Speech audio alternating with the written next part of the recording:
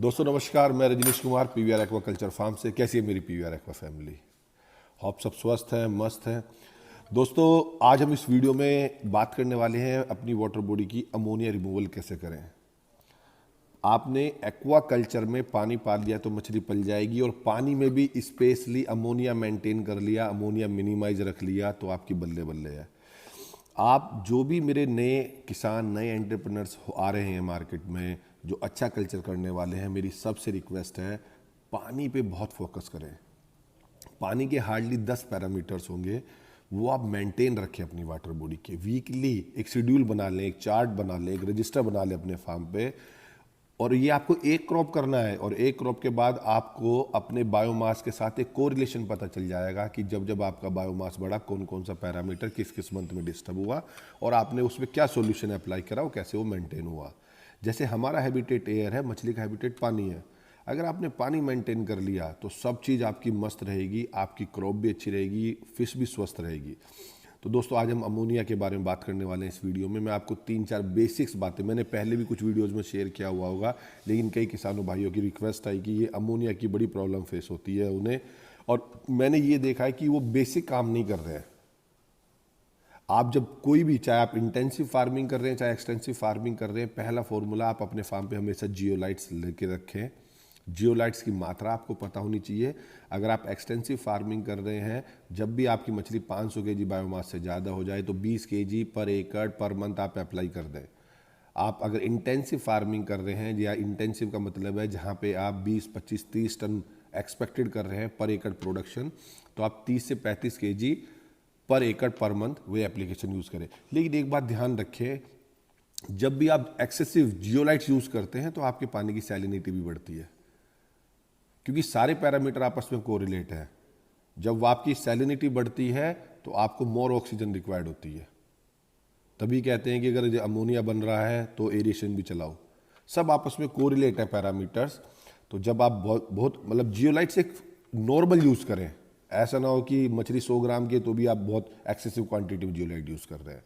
तो एक ammonia removal के लिए जियोलाइट्स आप बहुत ही सिंपल, सबसे इजी सॉल्यूशन अवेलेबल है जो आपके पास होना चाहिए। अपने पॉन्ड का एरिएशन बढ़ा दीजिए। एरिएशन बढ़ाने से जितने भी अनवांटेड गैसेज होंगी वो सब रिमूव हो जाएंगी, तो आपका अमोनिया सेटल डाउन हो जाएगा। एरिएशन, जो एरिएटर लगाते हैं पॉन्ड में, पेडल व्हील एरिएटर इज बेस्ट है।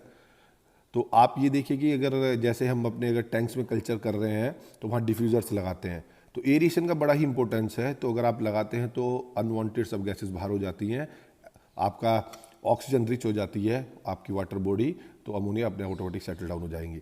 अमोनिया का कंसंट्रेशन समर्स में हमेशा कम रहता है comparison to winter. Ammonia concentration की बात कर रहा हूँ। उसका रीज़न क्या है? समर्स में फोटोसिंथेसिस और फीड इनटेक ज़्यादा होता है कंपेरेटिवली टू विंटर। विंटर में फीड इनटेक कम होता है, लेकिन उसमें क्या रहता है, जो हमारी बॉटम रहता है तो वहाँ पे एरोबिक रिएक्शन के माध्यम से हमारा ऑर्गेनिक मैटर डिकम्पोज हो जाता है विंटर्स में, क्योंकि फीड इनटेक कम हो जाता है। अब हम बात करते हैं कि जो ये अमोनिया हमारा बढ़ गया और कैसे मिनिमाइज करेंगे। सबसे आपने देखा होगा, आपकी जो एल्गी रहती है बड़ी क्रैश होती है, उसमें बार बार पूरी लेयर बन जाएगी, राइट। अगर अमोनिया एकदम शूट हो रहा है, सबसे पहले तो फीडिंग स्टॉप कर दीजिए, फीडिंग की फ्रीक्वेंसी कम कर दीजिए, क्वांटिटी कम कर दीजिए, ऑक्सीजन रिच कर दीजिए, पॉन्ड में लाइमिंग करा दीजिए, फास्फोरस से फर्टिलाइजेशन करा दीजिए, पॉन्ड की डेप्थ कम कर दीजिए, 1-2 फीट पानी निकाल दीजिए। दूसरा, आप ऐसे एक्वेटिक प्लांट्स भी लगा सकते हैं जो कि नाइट्रोजन ज़्यादा कंज्यूम करते हो।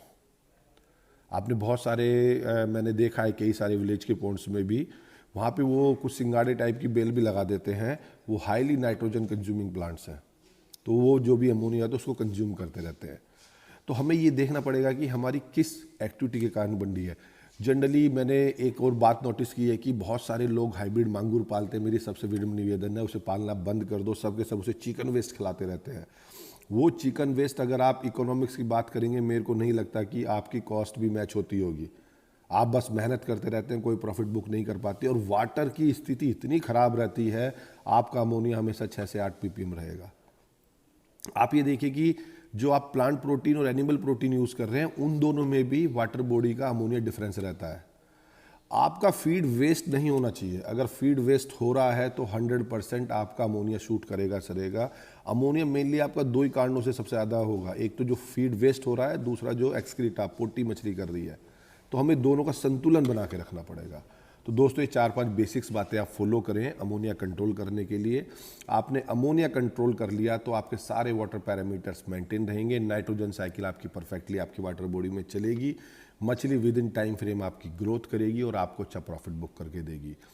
धन्यवाद। बने रहे पीवीआर एक्वा यूट्यूब चैनल पर और ज़्यादा से ज़्यादा वीडियो को लाइक भी करें और शेयर करें, जिससे कि जो न्यू बिगनर्स हैं, जो मिस्टेक्स कर रहे हैं, जो मास मोर्टिलिटी का सामना कर रहे हैं, वो ये सब बातें फॉलो करें अपने फार्म पे और अपने क्रॉप अच्छी निकालें। धन्यवाद।